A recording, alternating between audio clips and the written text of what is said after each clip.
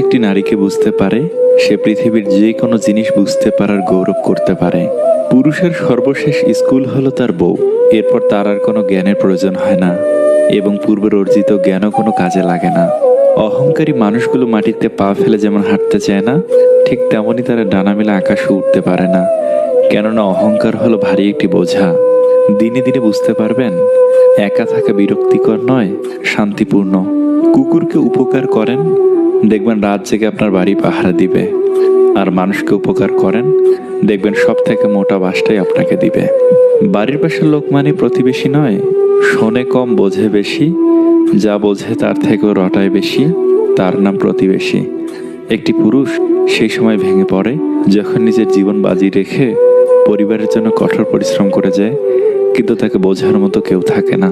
ভালো কথা খুঁজে না পেলে চুপ থাকো। খারাপ কথা বলার জন্য কেউ কোনোদিন নোবেল পায়নি, এমনকি চুপ থাকার অপরাধে কারো কখনো ফাঁসি হয়নি।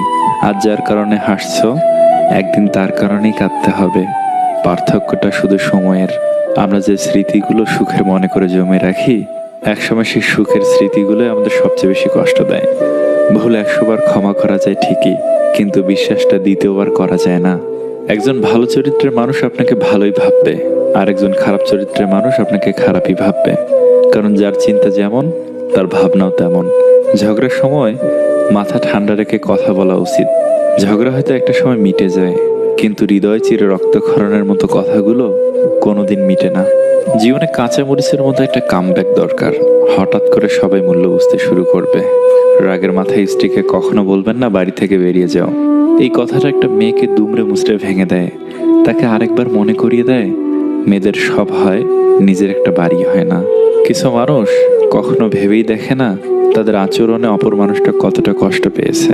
তারা শুধু নিজের প্রয়োজনটাই বোঝে। কাউকে জবাব দেওয়ার আগে 1 মিনিট সময় নিন, দেখবেন হয় জবাবটা বদলে গেছে, অথবা আর জবাব দিতে ইচ্ছে করবে না। আমরা প্রতিটা কথার পিঠে কথা জিততে চাই, এটা ভুল চিন্তা।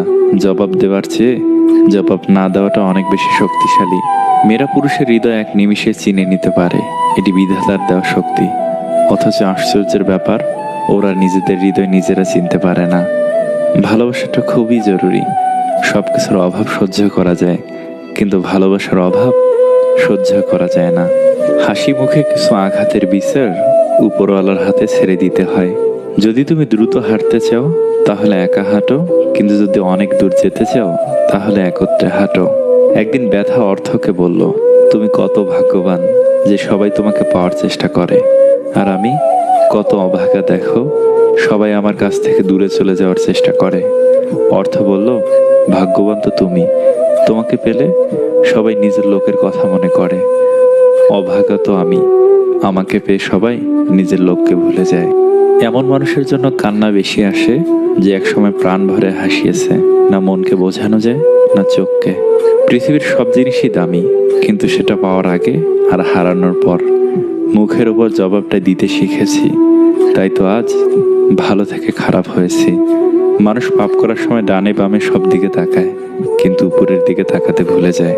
একটা গাড়ি থেকে একটা চালের বস্তা রাস্তায় পড়ে যায়। একটা পিঁপড়ে আসে, একটু চাল খেয়ে চলে যায়। একটা পাখি আসে, কিছুটা খেয়ে চলে যায়। একটা গরু আসে, অনেকটা খেয়ে চলে যায়। একটা মানুষ আসে, বস্তা ধরে নিয়ে চলে যায়।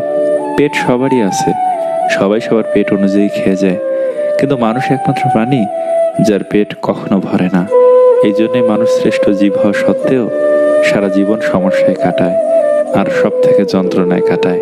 হিন্দু মরলে যে কাঁদে সে হিন্দু, মুসলমান মরলে যে কাঁদে সে মুসলিম, উভয় মরলে যে কাঁদে সে মানুষ। যেখানে মেয়েরা দুঃখ পাইবে, সেইখানে তারা হৃদয় দিতে প্রস্তুত। কখনো হিংসে করো না তাকে যে তোমাকে দেখে হিংসে করে। সে হিংসে করে কারণ সে জানে তুমি তার থেকে অধিকাংশে শ্রেষ্ঠ। শত্রুর উপদেশ গ্রহণ করো যদি শত্রু জ্ঞানী হয়, আর বন্ধুর উপদেশ বর্জন করো যদি বন্ধু মূর্খ হয়। যার বন্ধু বেশি থাকে তার সর্বনাশ হয়, কারণ নানাজন নানান পরামর্শ দেয়। ভুলেও একাধিক বন্ধু রাখবেন না। মানুষ ধোঁকা খেলে বুদ্ধিমান হয়। চিনি আর লবণ একই রকম দেখতে, পার্থক্য হয় শুধু স্বাদে। এই সমাজে মানুষ আর অমানুষ দেখতে একই রকম, পার্থক্য শুধু আচরণে। ব্যবহারে মানুষের পরিচয় মিলে। ক্ষমা তাকেই করো যে ভুল করেছে, কিন্তু তাকে করো না যে বেইমানি করেছে। জীবনে খুশি থাকার উপায়: নাম্বার 1, যেখানে তোমার কদর নেই সেখানে যেও না। নাম্বার 2, যে বুঝতে চায় না তাকে বোঝাতে যেও না। নাম্বার 3, যে সত্য বলে রেগে যায় তার কখনো রাগ ভাঙিও না। নাম্বার 4, যে তোমার চোখে নিচে নেমে গেছে তাকে কখনো উপরে তোলার চেষ্টা করো না। নাম্বার 5, জীবনে কোনো সমস্যা আসলে কখনো ভেঙে পড়ো না। নাম্বার 6, যে আবহাওয়ার মতো বদলে যায় তার সঙ্গে সম্পর্ক রেখো না। একবার সক্রেটিসকে জিজ্ঞেস করা হয়েছিল, আপনি আদব কায়দা শেখেন কোথা থেকে?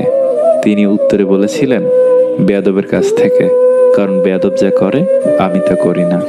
মন খারাপ করো না, কারণ চরম নিরুপায় মুহূর্তেই খোদা আশার বাণী দেন। ভুলে যেও না যে সবচেয়ে অন্ধকার মেঘ থেকেই সবচেয়ে ভারী বৃষ্টিটা আসে। অহংকার তারাই করে যারা বিনা পরিশ্রমে সবকিছু পায়। যিনি নিজের পরিশ্রমে সাফল্য অর্জন করে তিনি অন্যের পরিশ্রমকেও সম্মান করে। আমি আগুনের মধ্য দিয়ে বেরিয়ে এসেছি, যা পুড়ে যাওয়ার তা পুড়ে গেছে, এখন যা বাকি আছে তার আর মরণ নেই। ভালো লোকের সংস্পর্শে থাকো, তোমার বুদ্ধি না থাকলেও তারা সবসময় সৎ পরামর্শ দিবে। সময় নষ্ট করা মানে জীবনে একটা অংশ হারিয়ে ফেলা। কখনো এত ব্যস্ত থাকবে না যে অন্যকে যত্ন করার সময় না পান। তোমার হৃদয় ঠিক করবে তুমি কি রকম মানুষকে চাইবে, আর তোমার ব্যবহার ঠিক করবে কে তোমার সঙ্গে সারা জীবন থাকবে। কোনো মানুষকে তার মৃত্যু না হওয়া পর্যন্ত সুখী বলা যায় না। জোর করে কারো শরীর পাওয়া যায় না, পাওয়া যায় না জোর করে কারো পবিত্র মন। মানুষ মুক্ত খুঁজতে গিয়ে খাঁটি সোনা হারায়, আর শেষে পায় চকচকে লোহা, যা কিছুদিন পরেই মরিচা ধরে যায়। কথার ফাঁকেও কথা থাকে, বুঝতে যদি পারো। মানুষ চিনবে কিন্তু তাতে বন্ধু কমবে আরো। মিথ্যের কোনো ভবিষ্যৎ নেই। এটা হয়তো তোমাকে আজ সুখী করবে, কিন্তু মনে রেখো কাল তোমাকে এর জন্য কাঁদতে হতে পারে। গুরুত্ব দিলে বিরক্ত, আর না দিলে অভিযোগ। এভাবেই শেষ হয়ে যায় দুই মনের যোগাযোগ। মানুষ তখন তোমার অতীত টেনে আনে যখন তারা তোমার বর্তমানকে সহ্য করতে পারে না। আয়নার কাঁচ যদি ঝাপসা থাকে নিজের ছবি স্পষ্ট দেখা যায় না, তেমনি নিজের মন যদি পরিষ্কার না থাকে কাউকেই ভালো মনে হয় না। সবচেয়ে খারাপ একাকিত্ব হলো নিজেকেও ভালো না লাগা। আমরা সেই জাতি, 200 টাকার চোরকে আমরা গাছে বাঁধি, আর 2000 কোটি টাকার চোরকে ছাদ ডাকি।